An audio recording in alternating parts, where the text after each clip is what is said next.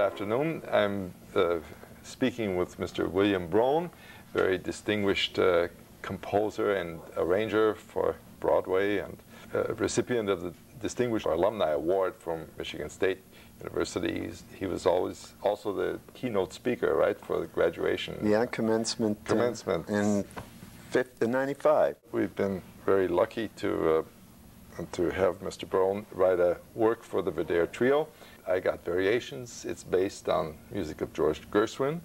And so I would like to just ask you a few questions, Bill, about your life, how you came to be a composer and arranger, and you want to kind of make distinctions between those two subjects. It was kind of an interesting circle around in that I'm born here in Michigan and studied at Michigan State for my undergrad in the music school, and music theory was my major. I always did write, but didn't realize that there were other things beckoning to me. So in the process of the complete musical education, which continued at New England Conservatory and the Mozarteum in Salzburg, I decided I wanted to be also a conductor and an instrumental player. And so there was a whole career where I played and conducted, including in Boston and New York, and all the time was very, very interested in popular music, which includes show music. So it was kind of almost natural that at one point, having always had some writing skill, that I was called upon to do some arranging for some shows in New York, starting with off-Broadway, and then from there gradually sort of made a name and got some breaks on Broadway itself. And it was at that point that I began to wonder just what is the difference in arranging and composing, if any. And traditionally there is a very big difference, but actually I think spiritually the two are married. I think probably every decent arranger is at heart a composer, because part of the job of arranging, that is of taking an existing composition and setting it in another form, is a compositional task. Sure, a very important one. Yeah. However, like now regarding this commission from the Verdehr Trio, which incidentally was about 4 years in coming to fruition, if I'm not mistaken, having, as it was, interruptions from some of my commercial arranging jobs. Yes, I still did manage to somehow pull out what I think to be a composition based on an existing piece. Now, an interesting distinction in the copyright world is that a piece still under copyright, which the original piece, I Got Rhythm by George and Ira Gershwin is, any adaptation of it must be considered an arrangement. That is law, actually. It turns out that they made a special dispensation for us. I'm very pleased they did, in allowing my name to be amalgamated with the Gershwins, and using my title on this piece, because apparently they were convinced that there was enough compositional interference on my part from the original. But the variation form is one of the oldest musical forms that we know of.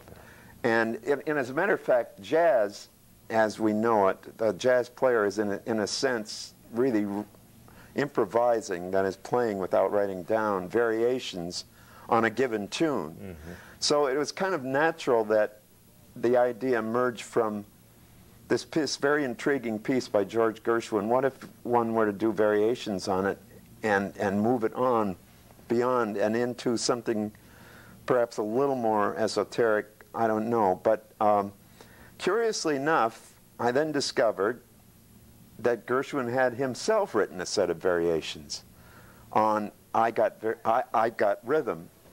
So I decided to take a stab at writing this piece and getting the permission for it and titling it I Got Variations, namely on George's Variations.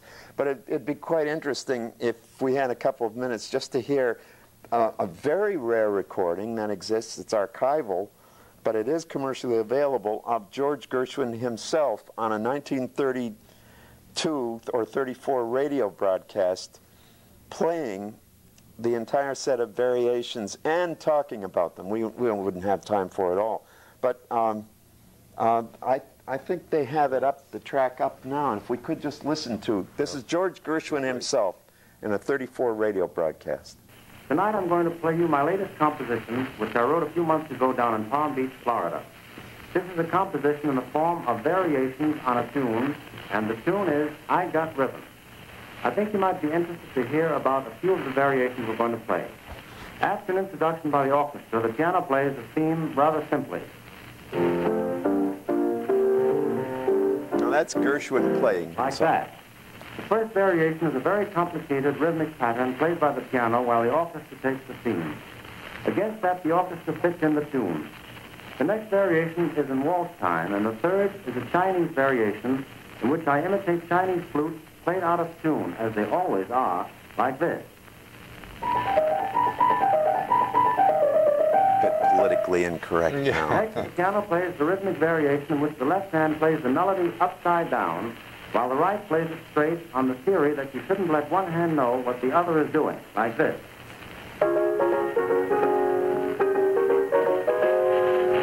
Then comes the finale. Now, after all this information about variations on I Got Rhythm, how about hearing it?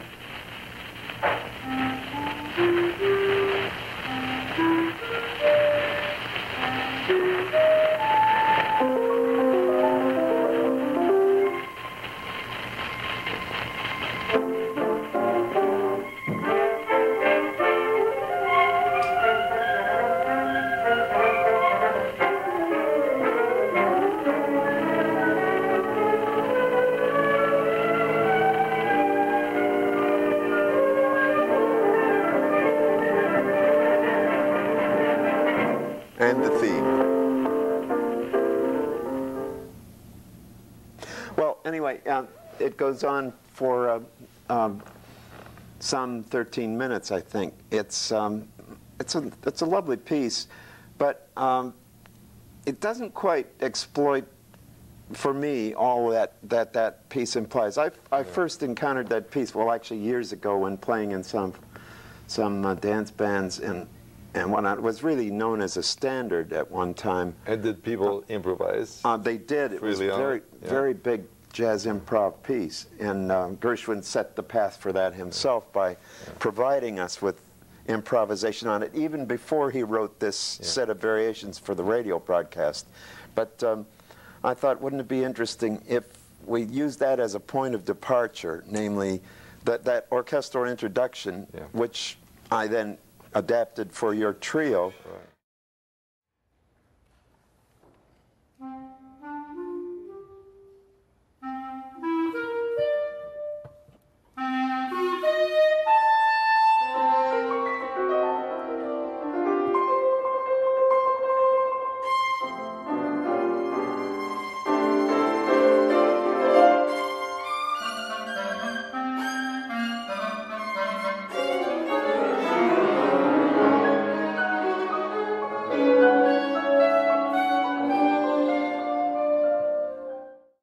And the piano then following, giving us the first statement of the theme pretty much as it exists as a song.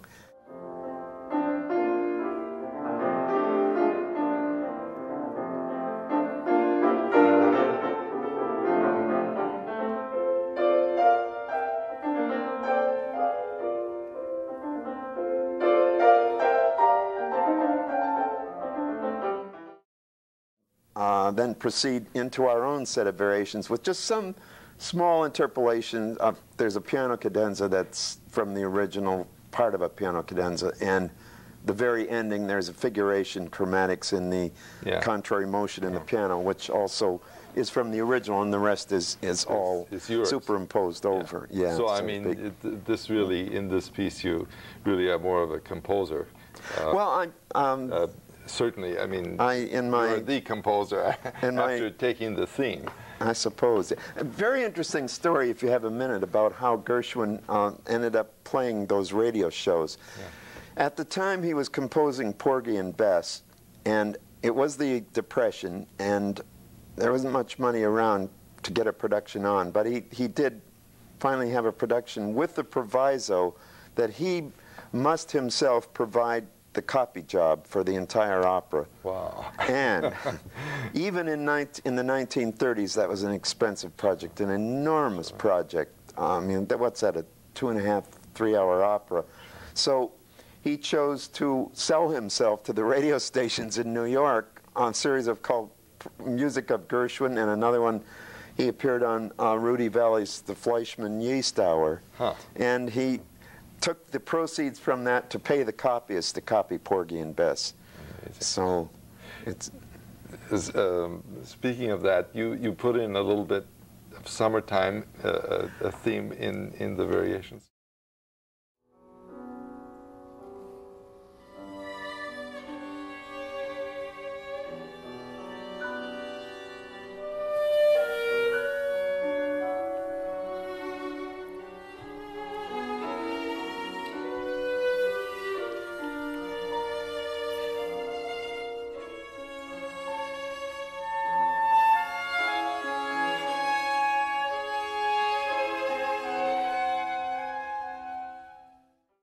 Oh my goodness, yeah, I think I never thought of that, but I'm very likely may have done even more cribbing than I thought I did. No, but it's a beautiful, slow.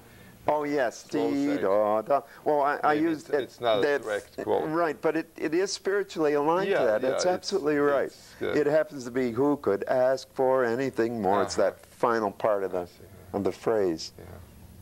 That's a very fascinating rhythm in that original piece too, and nothing lands on the beat until you get to the end of the phrase. It's ba ba ba ba, yeah, ba ba ba ba, ba ba ba ba. No, da da da da da da da. And the whole piece is like that instability and yet that excitement that you get from moving everything over into syncopation. Right. Without a beat, yeah. So if you don't got rhythm, you're in big trouble in that piece.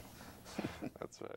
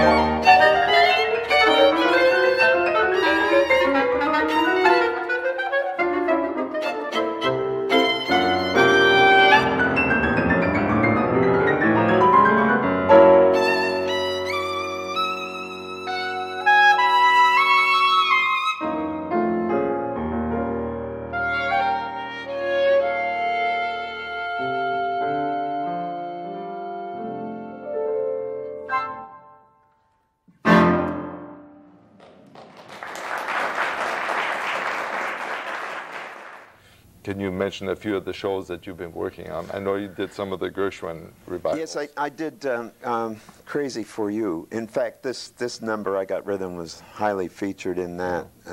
And then other shows of mine were Jerome Robbins' Broadway. I was with Sid Raymond, the arranger for that show.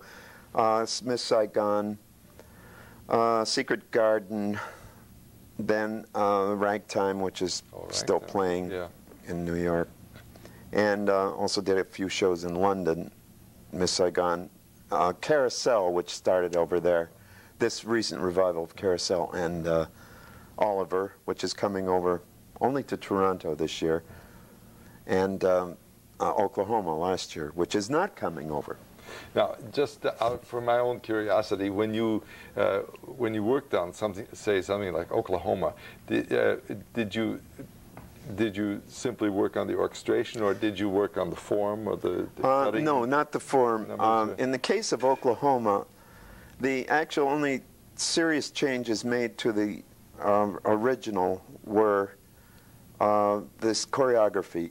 Susan Stroman re-choreographed the entire show with the direction of Trevor Nunn at the National, and it therefore became necessary to call in a dance arranger, and they called the American David Crane in, who completely redid the dances under supervision of Trevor and Susan, and then of course they had to be reorchestrated. Then also, because of now modern staging techniques, there were many scenic changes that had to be altered. So we did a bit of writing in that. But we, wherever possible, saved the original, which is a masterpiece, of Richard Rodgers and Hammerstein's, and the orchestrations of Robert Russell Bennett, our non-pariel. Yeah. Oh, that's great.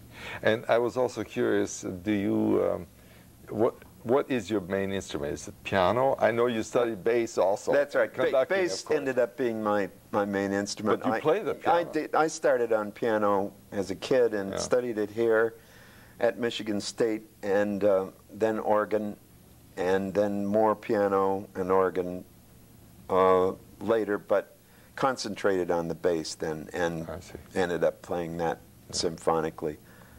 But I would think in your work the piano would be tremendous help. It is helpful, although, you know, oddly enough, the piano can also be a hurdle.